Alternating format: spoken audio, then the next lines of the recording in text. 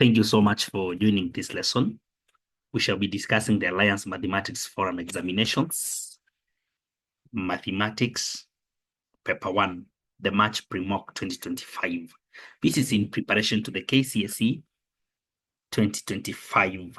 So I invite all the candidates and even students in the lower forms, since it's a Paper 1, even Form 2s will be benefiting from this platform. So remember to subscribe, remember to share, and also to invite your friends to the same program. Section 1, the first 50 marks. This is what we shall be discussing in the next 1 hour or so. Mrs. Onyeka spent 2/3 of, now that it is Mrs., then we can talk of her salary and not his salary. So that was an oversight. Paying school fees, then a quarter on buying clothes, and a third of the remainder on our monthly savings. If our savings that month was 13,600 Kenya shillings, find the money spent on buying clothes. So we can distribute all these fractions into the respective budgets. Fees takes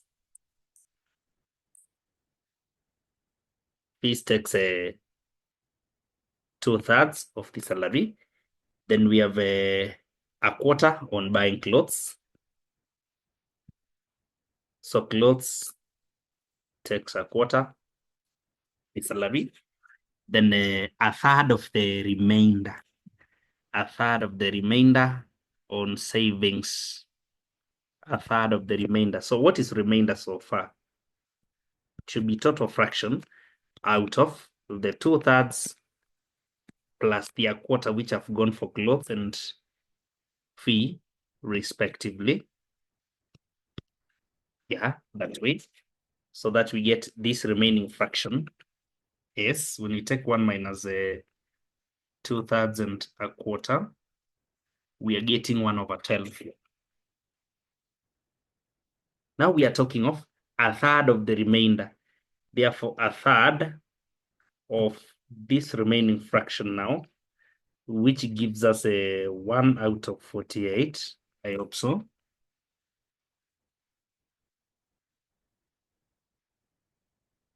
Yeah, 1/36 because of 3 multiplied by 12, sorry. This is now the fraction that goes to savings.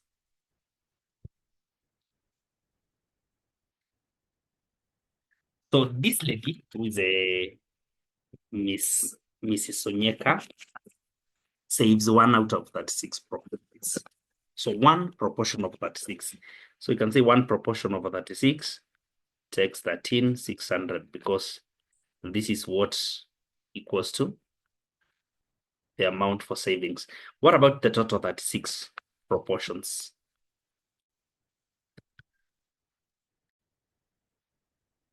So the total salary shall be 13,600 multiplied by 36, giving us a 489.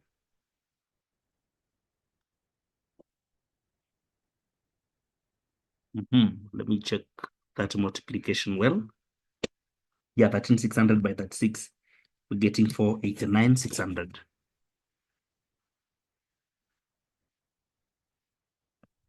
489,600. That is the total salary. Then we can talk about the amount that went to clothes. So clothes took a quarter.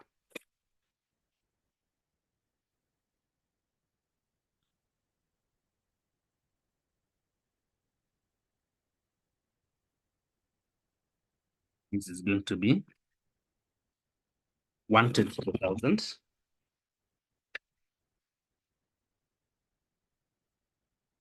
$400 Kenya shillings. So that is it. All right.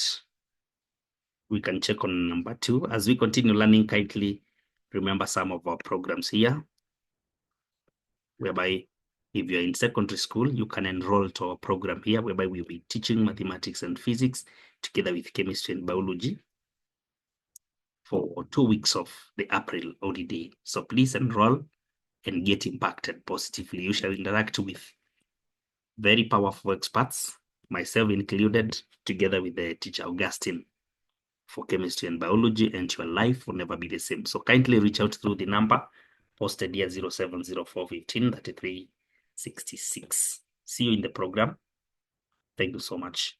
You can also kindly use our platform here to purchase airtime of any amount for your phone, any line. You can go to the M-Pesa.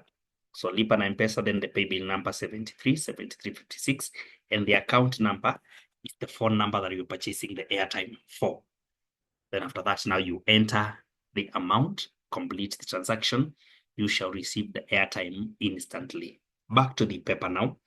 Number 2, 3 pieces of aluminium foil of length 0.81 meters, 2.43 meters, and 63 centimeters are to be divided into pieces of equal length. Find the maximum number of pieces obtained. All right.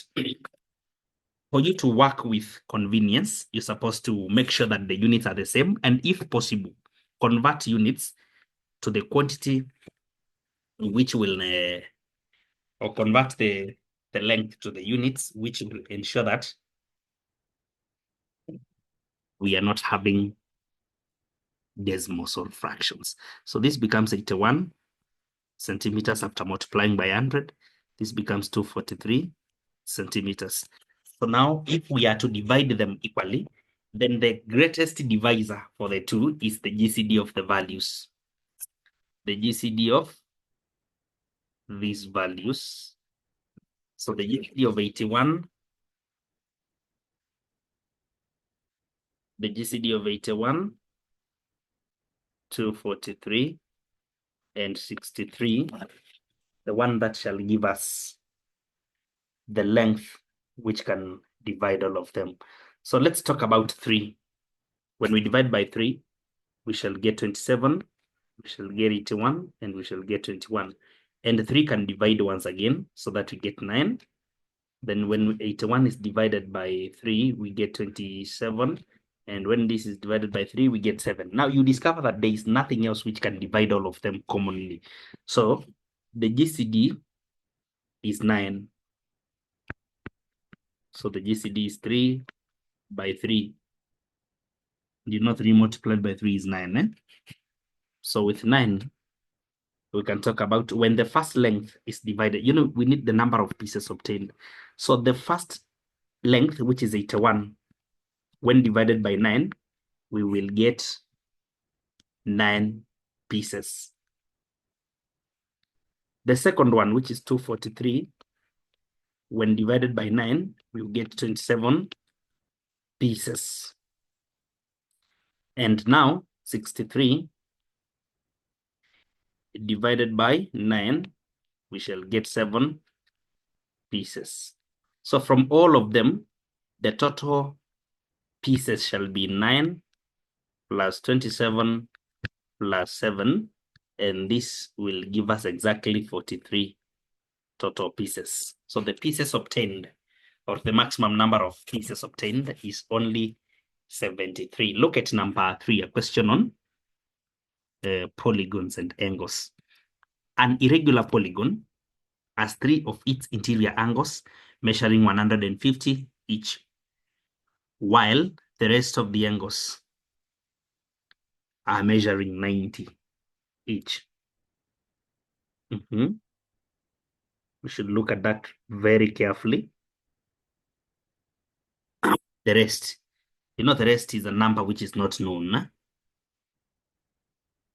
The rest is a number that we don't know. Calculate the number of sides of the polygon and hence name it. And hence name it. Therefore, we're going to have the sum of interior angles are 150 times 3, then plus the remaining ones, which are measuring 90 each. So 90 by remaining ones. Remaining ones, because total was n, then it's 90 times n minus the first 3, which are measuring 150. So this is going to give us now the total, which can also be given by 180, n minus 2. So through this, we can get the value of n. So 450 plus 90 n minus 270 equals to 180 n minus 360. That way, we can have some grouping of terms together. 90n, when we take 180 minus 90, then 450 minus 270 plus 360, this will give us 540. 540. So that for us to remain with n alone, we divide by 90 through, and that will give us 6. So if the number of sides is 6, then this is hexagon. Yeah, there are several other approaches whereby we can say this is an alternative. We can use sum of interior angles. So let me try this alternative. You should be very careful in looking at this. Alternatively, we can say that sum of interior angles, sum of exterior angles for whichever polygon are supposed to give us 360. So we have the first 3. If the interior angles are measuring 150, then it means there are corresponding exterior angles measuring 30, because interior plus exterior should give us 180. So for every angle which is interior and measuring 150, there is a corresponding exterior measuring 30. So we have 30 plus 30 plus 30. Then now we add the other exterior angles, which are measuring, if one is 90, then the others are measuring also 90, because they should total to 180. So 90 into n minus the first 3, we're supposed to get 360. So this is 180, and this is a 90 n minus 270 equals to, we are talking of a 360. We subtract 180, and we're supposed to get 180. Yeah, that way. So all of this, I've added them to 90, sorry. That is a serious mistake. Yeah, so 360 minus 90, we get 270. So when to remain with 90 here, we have to take 270 to the other side. It becomes 540. Now the value of n will again be confirmed to be 6, and hence hexagon. And hence an hexagon. Now number 4 is on a construction. We're told by use a ruler and a pair of compasses only, construct a circle touching all the vertices of a hexagon of sides 3 centimeters. So hexagon sides 3 centimeters. Then it means we need to begin with the hexagon itself, which is a measuring 3 centimeters. It's a regular hexagon this time round, and it's measuring 3 centimeters. So for us to construct a polygon, which is regular, we're supposed to know the size of one interior angle. We know that 180 into 6 minus n. Sorry, 180 into 6 minus 2 should be 180 by 4. 180 multiplied by 4 is giving us 720 degrees. Now, when we divide by 6, what is the size of 1? You find an interior angle is supposed to measure 120 degrees because all of them are measuring 780, 720, and they are 6. So now we construct 3 centimeters for the first. Construct 3 centimeters.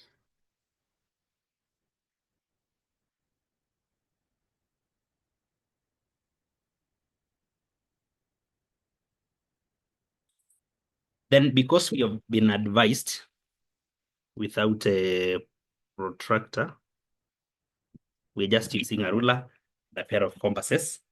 Then we just supposed to construct 60 degrees.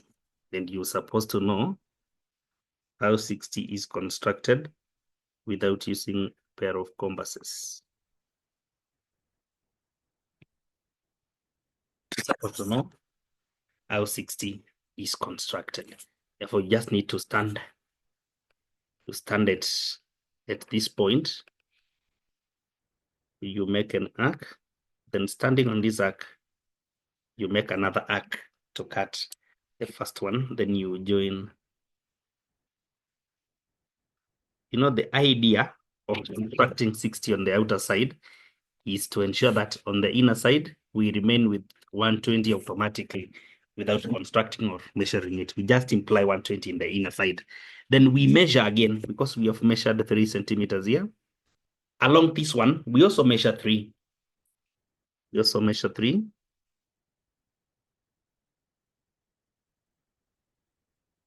Yeah, at this point. Then while there, after measuring 3, we will construct the 60 degrees on the outer side, so that on the inner side, automatically, you remain with a 120. So you stand at this point, you make an arc, then standing on this arc at the line, you cut the first arc, then you join. You will have constructed 60 on the outer side, remaining with 120 on the inner side, very automatically. That way. So this is a 60 on the outer side, implying 120 automatically that way. Then we can continue. And actually, even from the first point here, you can also do the same. You can construct 60 on the outer. That way, you remain with 120 on the inner side. So we stand at this point, we make an arc, then standing on the arc at the line, you can first arc that way without changing the radius. So we do a line, straight one. This way means because we have 60 here, we have remained with 120 on the inner side. Then again, you measure the length of 3 centimeters. So you just measure 3 that way. And at that point, you can also construct another. You can construct another 60 without measuring. You just construct 60 degrees. Remember, we are repeating the construction of 50 degrees until you all understand. You have to stand at this point on the line. Stand at this point. You make an arc. Then standing on the arc at the line, you cut the first arc that way.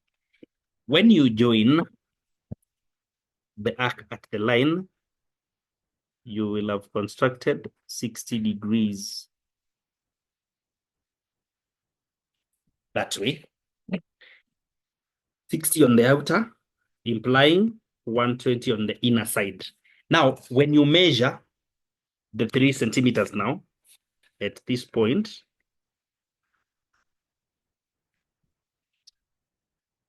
and you also measure 3 on the other line, you also measure 3 on the other line. At this point, you discover that connecting I don't think what my measurement there is very accurate. Let me redo it.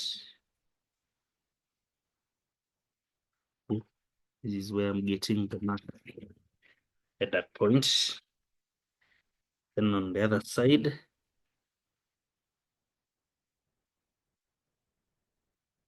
that way. So now we can join. So these ones can be joined without even constructing now there.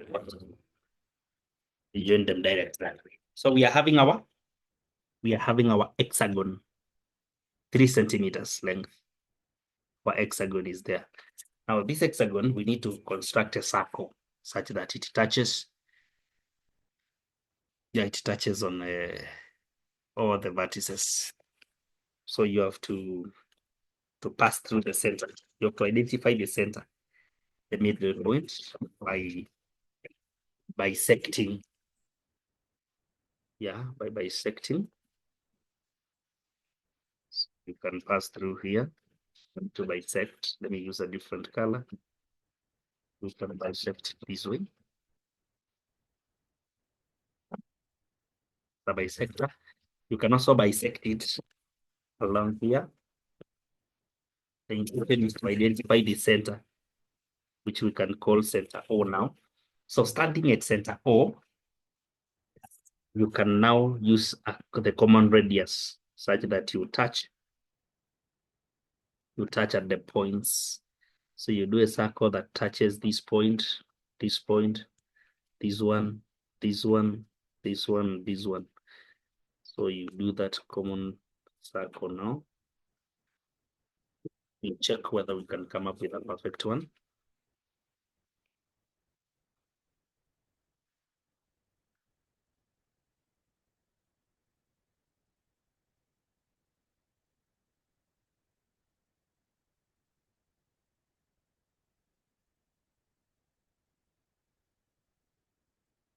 But on your side, you should be using a compass to come up with a very perfect circle. So I'm just trying to illustrate what is expected from you. So that is how you're supposed to do it. Let's get now to number 5. Factorize. Number 5.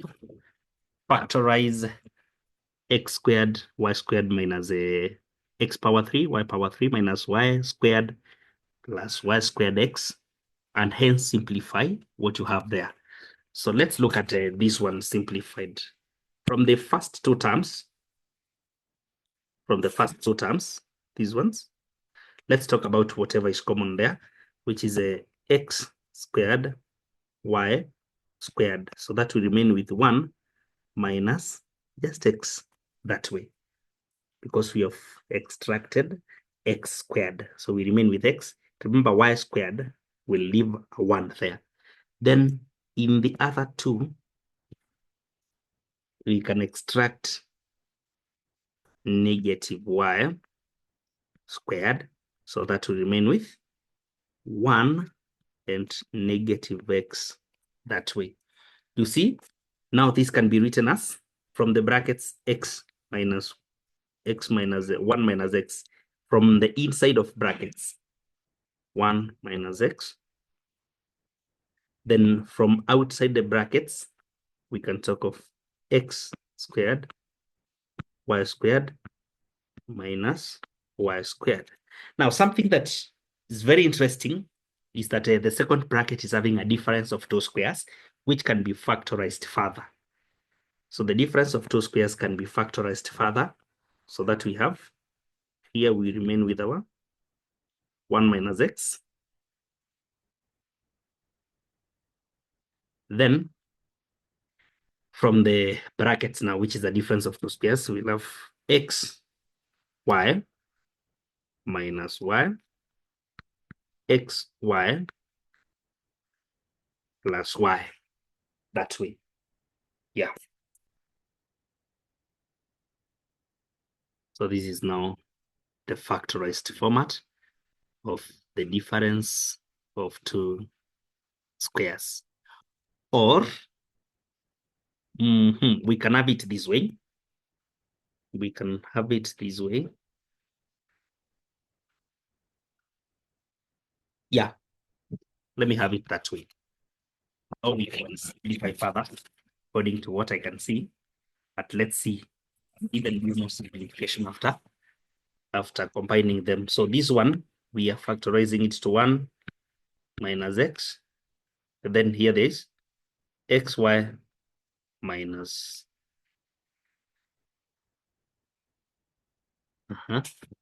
that way. Xy, or taking it the way it was initially, we will be able to say this. Instead of treating it as a difference of two squares at this point, yeah, sorry for that inconvenience. Let me approach it this way. I pick my x, 1 minus x, then instead of all this, I factorize the y squared. You know, when I factorize the y squared, it will be there. And now we will remain with x squared minus 1 that way. You see now? So let me cancel this step. Let me cancel that step. At this point, we can now have 1 minus x. Then there's y squared. Then now the difference of two squares in this final bracket here will give us x minus 1 and x plus 1. That way. X minus 1 and x plus 1. Now this is fully factorized now. So we can combine it now. 1 minus x into y squared, x minus 1 and x plus 1. Then all this is divided by x minus 1 and x plus 1 that way. So when we cancel out whatever is common, like x minus 1 and x minus 1, then x plus 1 and x plus 1, we shall be remaining with y squared into x into 1 minus x, sorry. Just observe that keenly so that you may not mix up. Yeah, 1 minus x that way. So this is the most simplified in that expression, the most simplified from that particular explanation. Thank you so much for following. I hope you guys are learning something. Yeah, I hope you're learning something. Then we are talking of number 6 now. A very interesting question on vectors, position vectors. The position vector of A and B are 2, 1, and 3, negative 9, respectively. C, which is a 3x, is on lines AB such that the vector AC is parallel to the vector AB. Find the value of X. Let's express the vector AC first. You know, you need C minus A.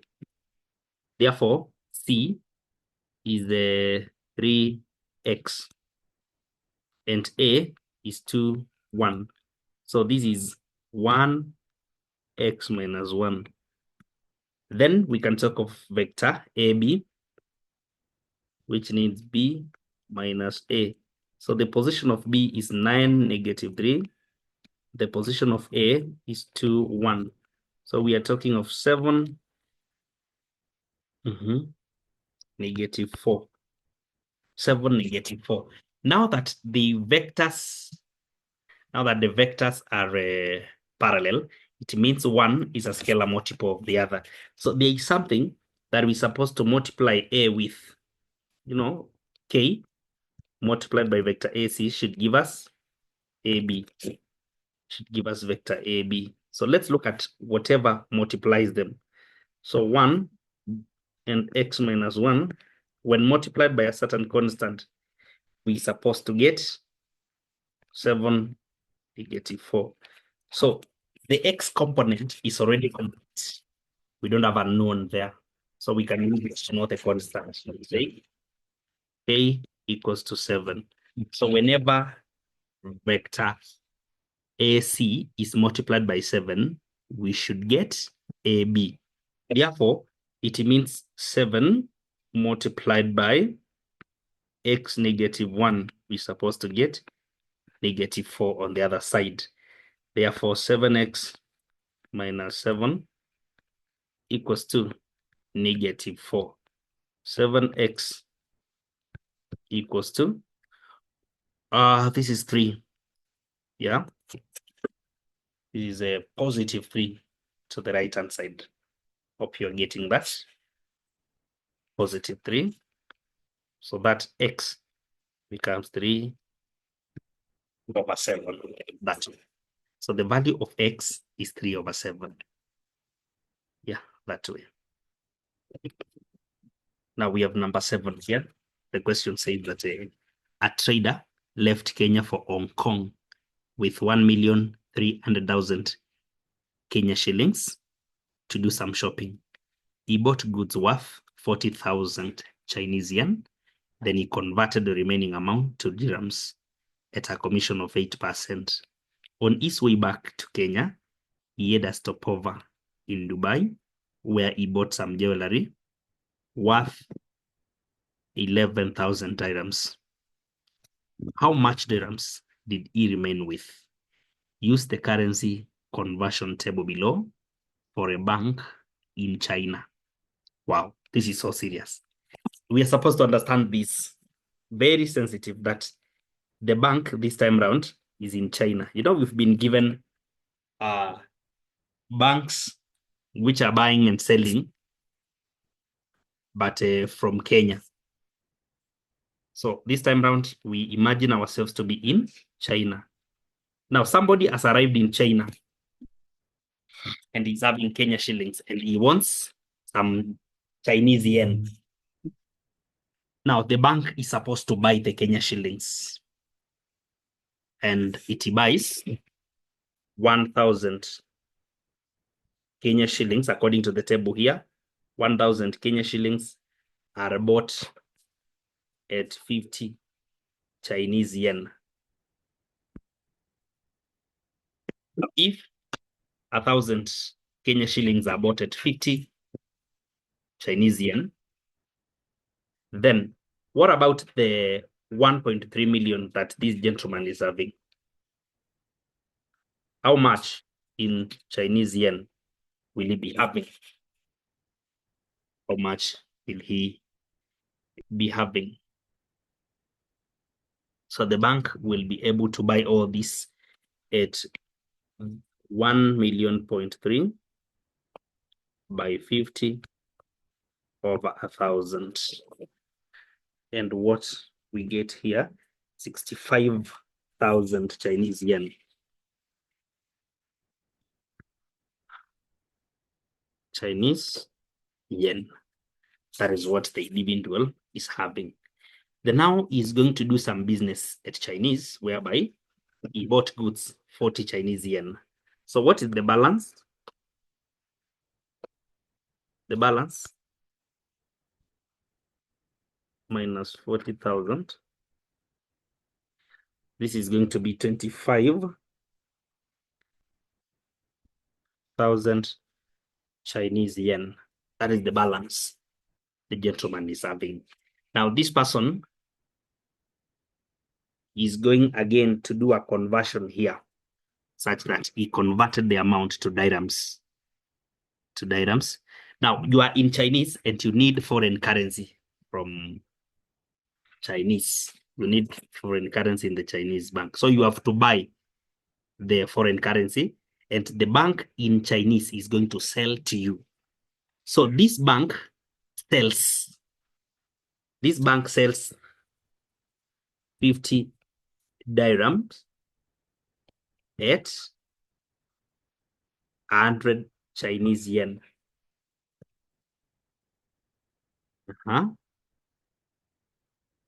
And you are having 25,000 Chinese yen. So how much dirham will you be able to buy? How much dirham will you be able to buy?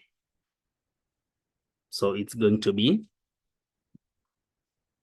25,000 by 50 over 100.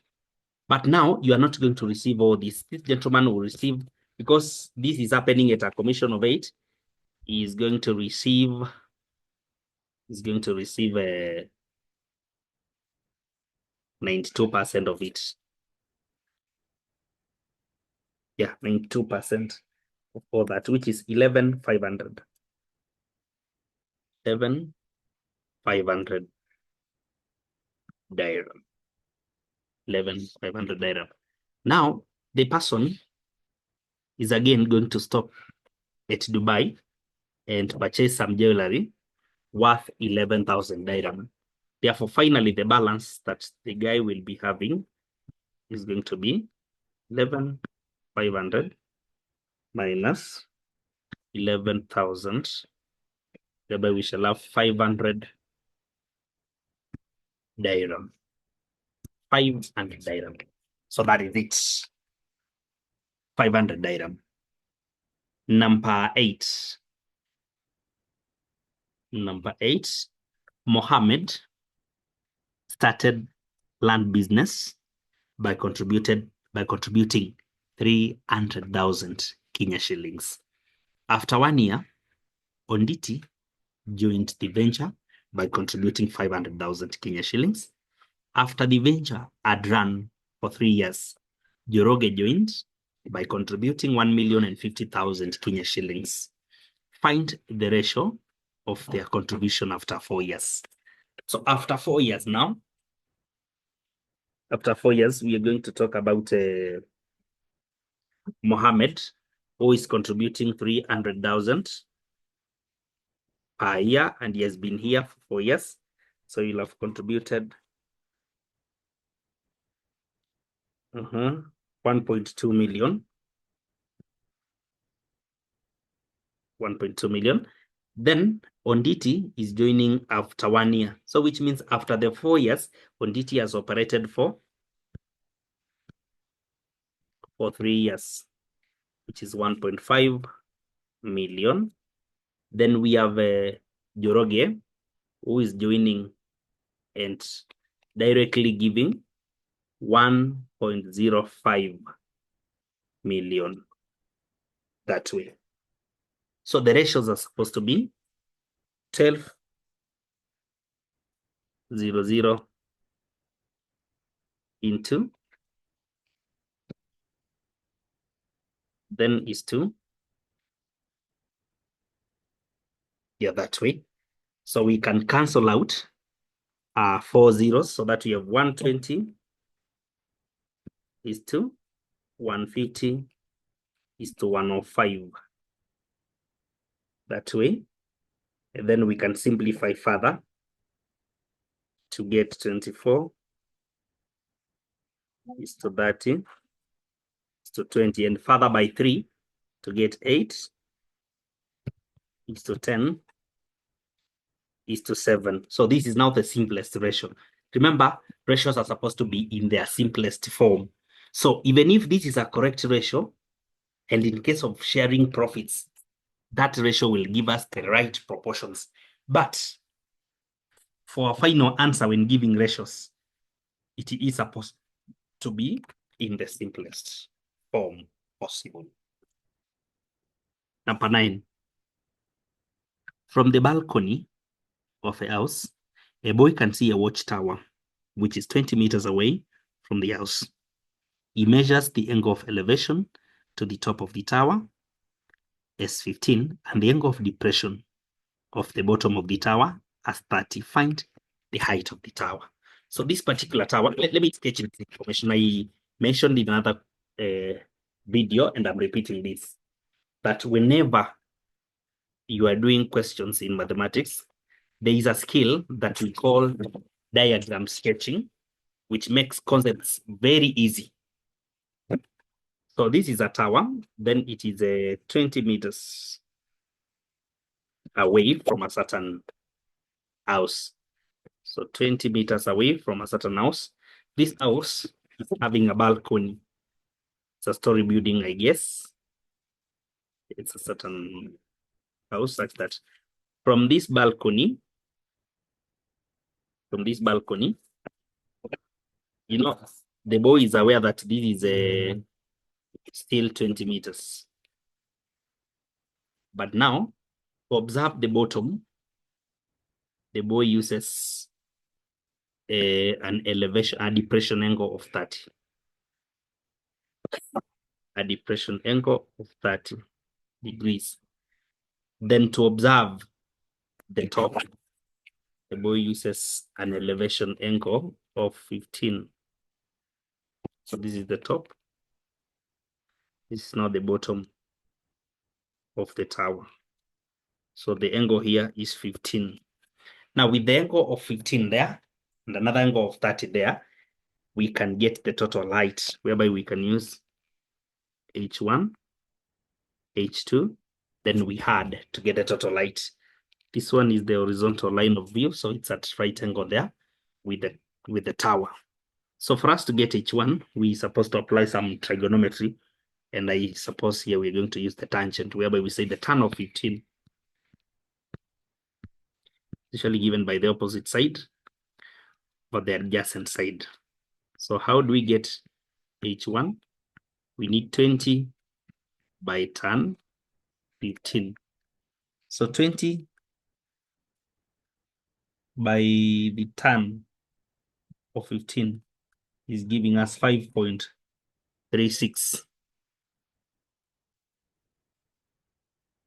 meters.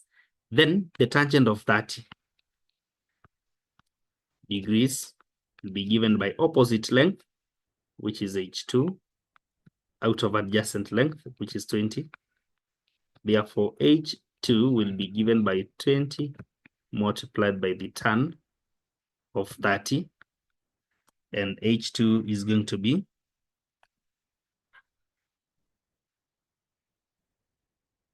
11.55 meters. Therefore, the total height of the tower shall be 5.36 plus 11.55. This is supposed to be 16.91 meters. So that is the total height of this given tower. Yeah, that's how you interpret the question. It's good for you to know that diagram sketching is a very reliable approach, very reliable method of getting the sketch, of getting the solution or the right interpretation to a given concept. You put the information into a diagram. Looking at number 10, the figure below shows triangle PQR in which QR equals to 20, just as you can see. Angle QRP equals to 110, as you can see. Then PRQ equals to 30 degrees, as you can see. Calculate to 1 decimal place the radius of the circle, the radius of the circumcircle. We'll be talking about that, of the triangle PQR, and hence the area of the circle. So we usually say this, that the sine rule is equal to twice the radius. The sine rule, which relates angles, is equal to twice the radius. Therefore, sine rule can be any line over the sine of opposite angle, and we can only use p and small p. So when we talk about length 20 out of the sine of the opposite angle, which is 110, we should get twice the radius to r. So how do we get r? By dividing. So we're supposed to know that 20 over the sine of 110 equals to 21.28. Then we have to divide it by 2 so that we get r as 10.64. So in case a circle is drawn touching P, Q, and R, the radius of that particular circle will be 10.64. So it will be given by considering this relationship. Now, after getting the radius, 1 dp should be 10.6 centimeters. So that is where the mark will go. Radius, which has been rounded off to 1 dp.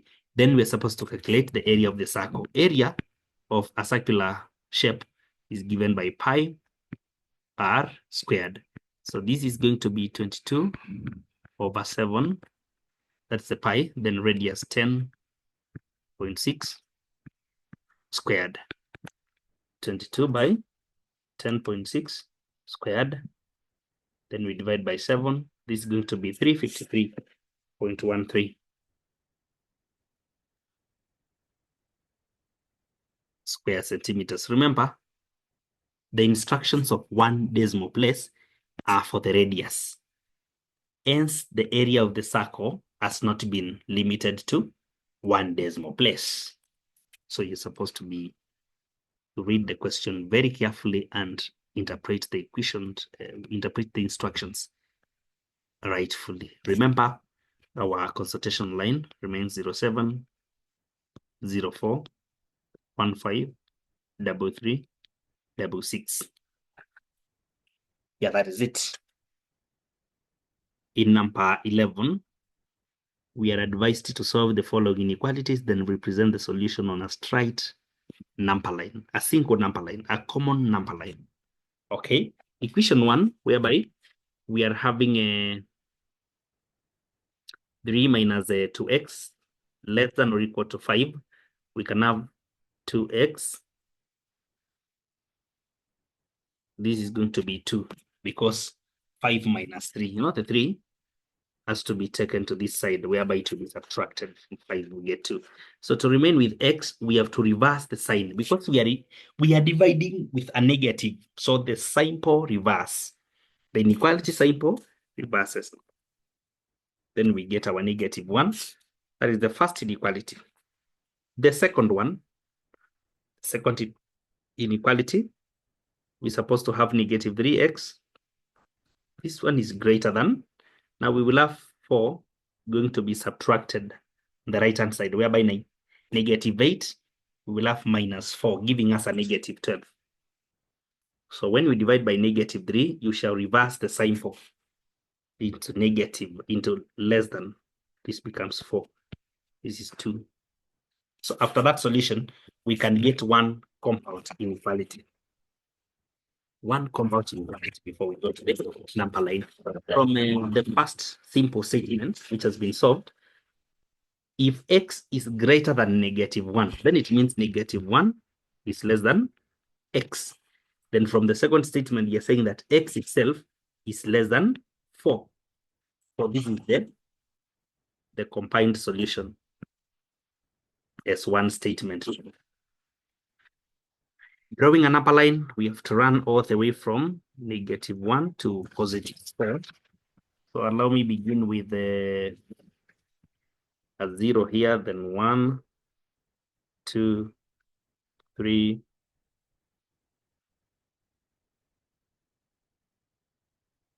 4, 5, -1, -2, -3. So we are beginning from -1 and run all the way to +4. But now something interesting about the limits is that -1 is included. So we have to shade at -1. But 4, we just circle because 4 is not included. So we are shading at -1 to show that it is part of the limits because of less than or equal to. That makes the boundary there inclusive. Number 12, an equation from indices. This one, we're going to solve it very accurately and keenly. Find the value of n in 4 raised to n plus 1 plus 2 raised to 2n plus 1 equals to 384. So look at it this way. We're supposed to break down 4 into prime factors.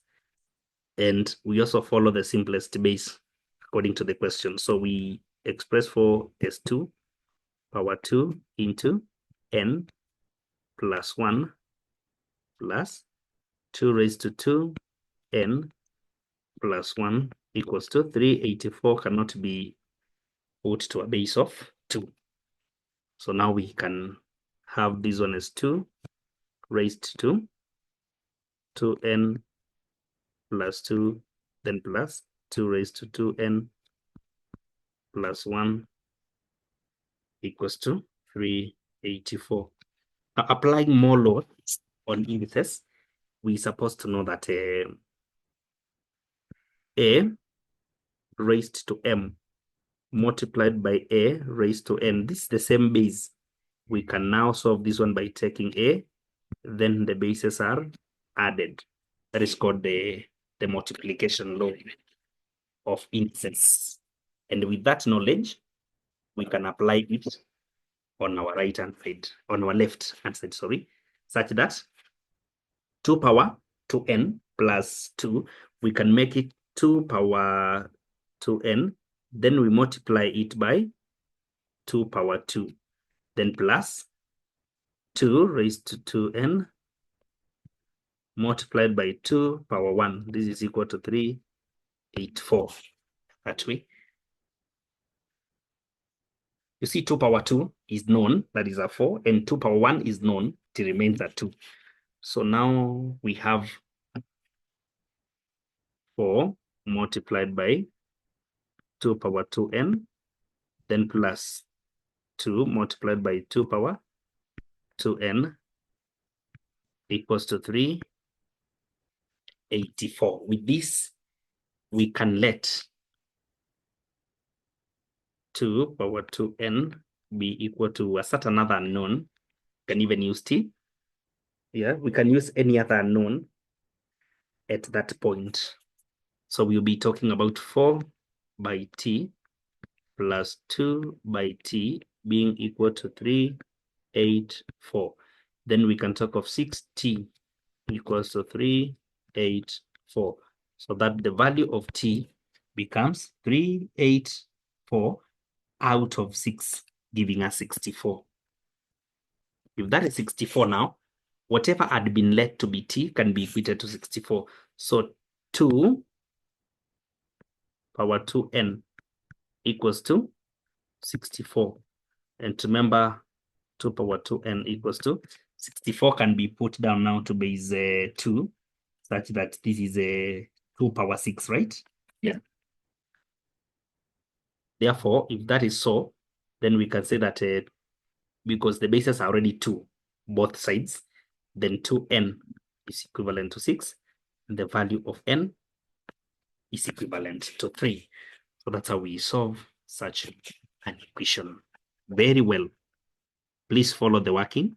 Don't try some other bush methods, which can be used by boys and girls to score 3, to get the 3, but they can't justify where 3 is coming from. So please embrace this approach. Number 13 is on scale drawings, together with bearings and angles. The question says this, that 3 ohms, x, y, and z are such that y is 3 kilometers on a bearing of 0.35 from x, then z is 4 kilometers on a bearing of s, of bearing of south 70 degrees towards east from y. A straight main rod runs from ohm x to z, using a scale of 1 centimeter to represent 0.5 kilometers. Hear that? Scale is provided. Show the relative position of the 3 ohms and find the shortest distance from ohm y to the main rod. So let's first interpret this information. When we talk about 0.35, that is a true bearing, which means the bearing must be measured strictly from the north and towards the clockwise direction. When we talk about S, 70 degrees towards east, this is called the compass bearing, and we just follow the instructions from the south, 70 degrees towards the east for us to get where Z is. So look at this. We start now applying this information, and the first thing to be drawn here is X. So from X,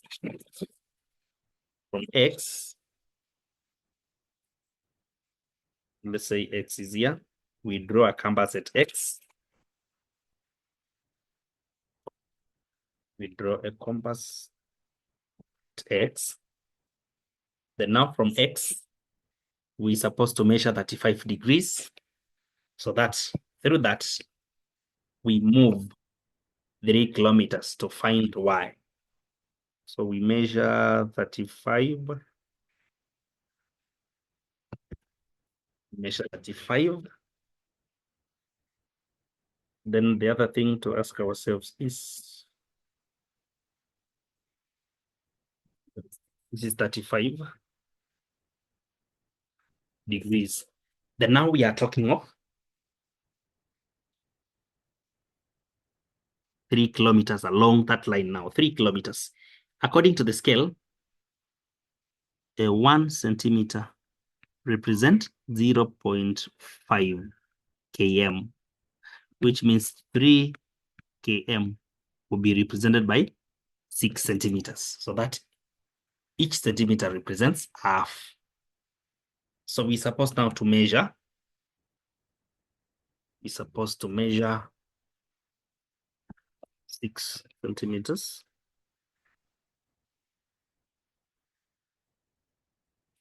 So we make a mark there, 6 centimeters.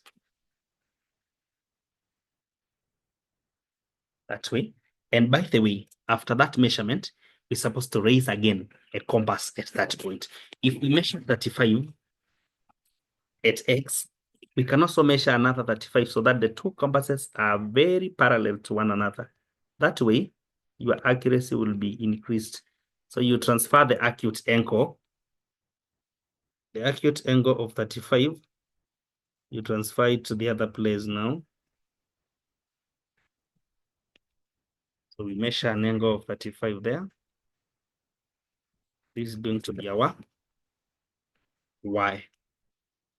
That is where Y is. So I've measured a 35 at this point. Yeah, that way. Okay. With the 2 points there now, we can locate Z. Z is 4 kilometers on a bearing of south, 70 degrees towards the east from Y. So at Y, we have to move from south. South is this point.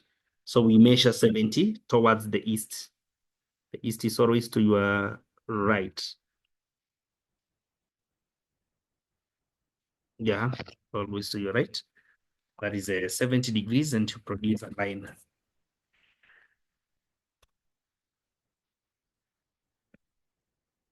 For this particular case, we are measuring instead of 4, now I've measured 70. So instead of 4 kilometers will be represented by 8 centimeters. So I'm supposed along this line to measure 8. I'm supposed to measure 8 centimeters.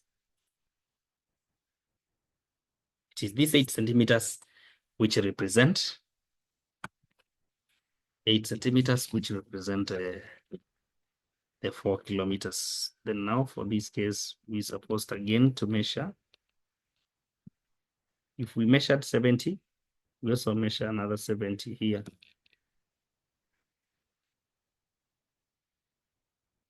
This point, we measure another 70. Yeah, at that point. So that will be a very perfect compass at that point. This is Z. So we measure 70 at that point. That way. So we have the 3 points. Now we are told that a straight main road runs from X to Z. So the road is going to be connecting X and Z. Let me draw it.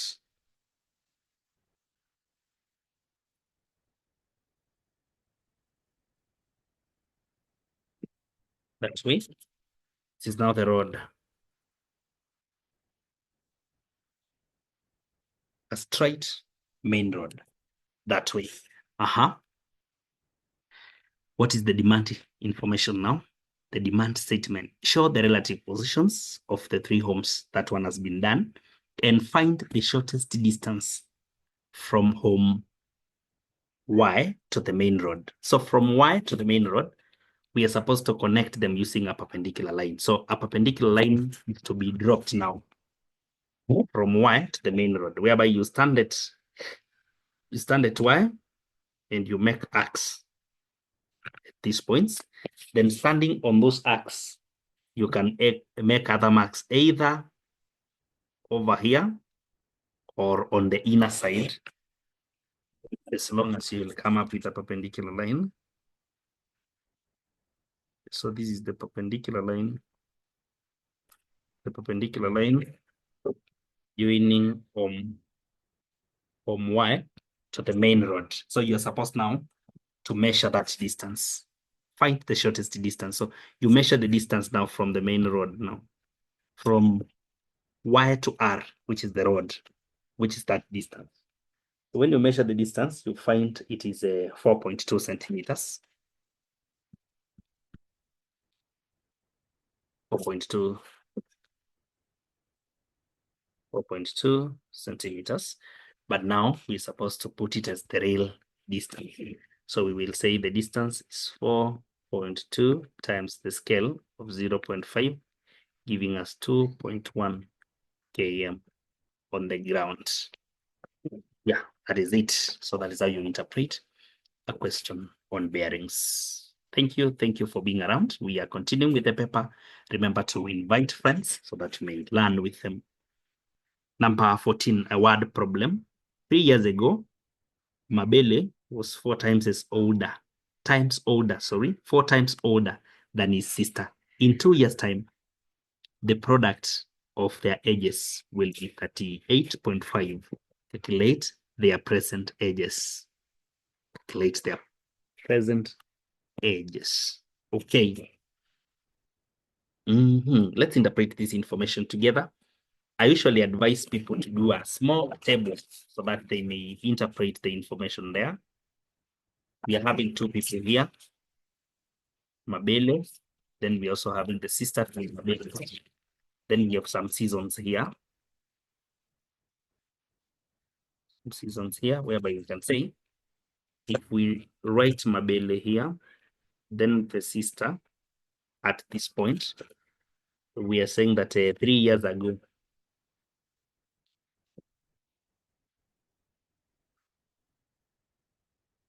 Mabele was 4 times older than sister. So 3 years ago, if sister was X, then Mabele was 4 times older than the sister. That means he was 4x. Again, in 2 years' time. So we write 2 years' time, but we are now supposed to, let's introduce the present here.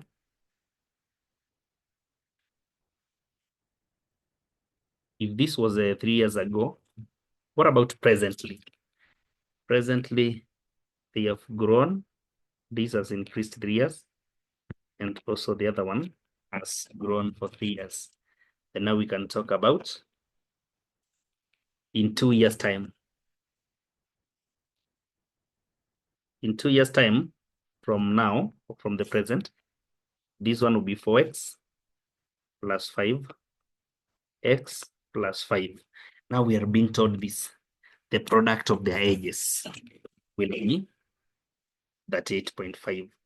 Therefore, taking 4x plus 5, x plus 5, we're supposed to get that 8.5 that way. That is what you should understand is happening here. So we can open the brackets by multiplying 4x by everything in this bracket.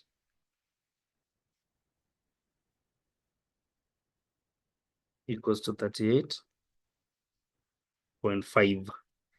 See, this is a 4x squared plus 20x plus 5x plus 25. That is 0.5 that way. 4x squared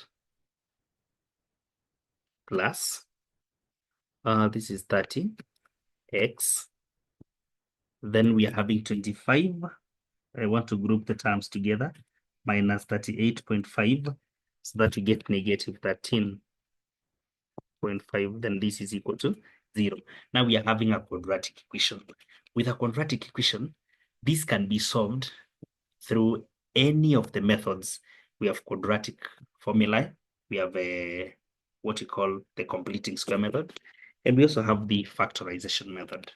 Allow me prefer the quadratic formula, which says that for us to get the value of x, we need negative b plus or minus the square root of b squared minus 4ac divided by 2 multiplied by a. Yeah, that way. So we can substitute now in the formula and say that the value of x shall be negative 30, which is our b. And it's also my hope that we added well. Look at this, 20 and 5. So that should become 25, not 30, sorry. So we are talking of negative 25. Yeah, sorry for that mistake. Plus or minus the square root of, when we square 25, which is our b squared, we get 625 minus 4 multiplied by a, which is 4, and c, which is negative 13.5. You know that will become a positive, eh? So we'll be talking of everything now divided by 2 and the value of a, which is a 4. So when we substitute here, you discover that negative 25 will be being added to or subtracted to. Having a 13.5 by 4 and by 4 once again, then we add 625. So the square root of 841, which is exactly 29. So plus or minus 29 out of 8. So we have to get the two values of x now. So minus 25 plus 29. Then we divide by 8. I'm getting 0.5, or x equals to minus 25 minus 29. Then I divide by 8. I'm getting negative 6.75. So we have two values of x. Remember, x is not years. X is just a variable which can be put in this information. So now, in case we calculate and get negative years, x was the age of the daughter, yeah. So the daughter cannot be negative years, sure, 3 years ago. So we are going to settle at x equals to 0.5 because we are dealing with the years, quantities. Then it cannot be negative. Now that we have x, let's talk about present ages. Mabele is going to be presently now. Mabele is going to be 4x plus 3. So 4x plus 3. This is going to give us 5 years. Then the sister to Mabele, the sister is going to be presently x plus 3. X plus 3. X is 0.5 plus 3. So we're getting 3.5 years of the sister. That is it. Yeah, number 15. In the figure below, the angle QPS is the same as TRS, which is equal to x degrees. Then the length PQ equals to 5, as we can see. RS equals to 5, again, as we can see. Then we have TS, which is 4, and TR, which is 2. Yeah, calculate the length of QS, the length QS, this one, the whole of this. Calculate the length QS. So let us interpret this information using similarities and enlargements. Now that we have parallel lines here, these are two similar triangles. So the bigger triangle, we can extract it here. The bigger triangle is a PQS. PQS, let me draw it just outside here so that we may interpret it very well. PQS. P, okay, P is here, Q is here, and S is here. Now in this triangle, what we know is 5. And something else that we know is these are known length. So if this is X, then we'll have X plus 5 that way. So this is X plus 5 centimeters, right? What about the other triangle, TRS? It's smaller triangle, TRS. TRS. For TRS, let me sketch it. So TRS. Now we are having 5. We are having 2. Yeah, that way. So this one is parallel to this one. So for us to use similarities and enlargements, we are supposed to apply the ratios of corresponding lengths, and they are supposed to be equal. So if we take the ratio of 5 and 2, 5/2, we're supposed to get the same as when we take the bigger length, QS, divided by RS. So X plus 5/5. So this is going to be 25 after cross multiplication equals to 2 by X and also 2 by 5. That way, we'll be having 2X and this becomes 15. So the value of X is 7.5, which means the total length of QS is going to be 7.5 plus 5, giving us 12.5 centimeters. 12.5 centimeters. So that is what you're supposed to know. So the ratio of 12.5 and 5 is the same as that of 5 and 2. Yeah, exactly. The ratio is going to be the same. And finally, we are having number 16, the last question in the section 1. Given that the cosine of x plus 15 degrees divided by the sine of 2x minus 30 degrees equals to the tan of 45 degrees, find the value of tan 2x minus 10, leaving your answer in sad form. We all know that the tan of 45 is equivalent to 1. So cosine of x plus 15 divided by the sine of 2x minus 30 equals to 1. Tan 45 equals to 1. So now when we multiply, or we can even conclude mathematically that if the cosine of x plus 15 divided by the sine of 2x minus 30 are giving 1, then they are equal. That way, then the two are equal. If they can be divided to give us 1, then they are equal.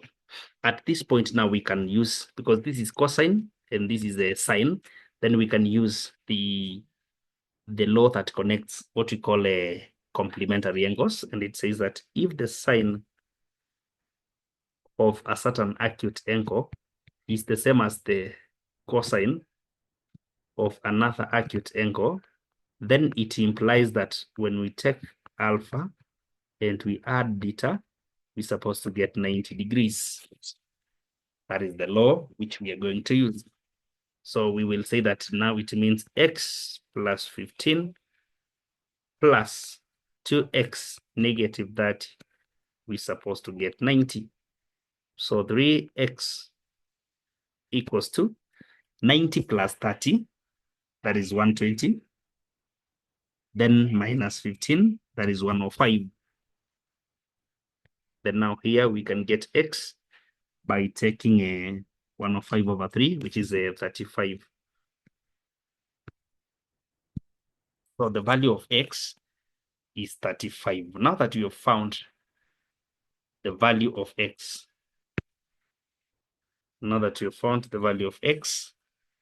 we can go back to the demand statement of this now, which says we find the value of tan 2 x, which is a 35, minus 10, leaving the answer in sad form. So this 70 minus 10, which is 60. So we are looking for tan 60 degrees. The tan of 60 degrees is usually given as the root of 3 according to trigonometric ratios of special angles. That is something you can just review. Remember that students in high school are invited to this platform whereby you can easily interact, ask questions, and have some concepts clarified to you by experts in biology and chemistry, and also mathematics and physics by simply registering and reaching out through 0704 15 33 66. So please make a step of reaching out. See you in the program. Wishing you all the best. Thank you so much.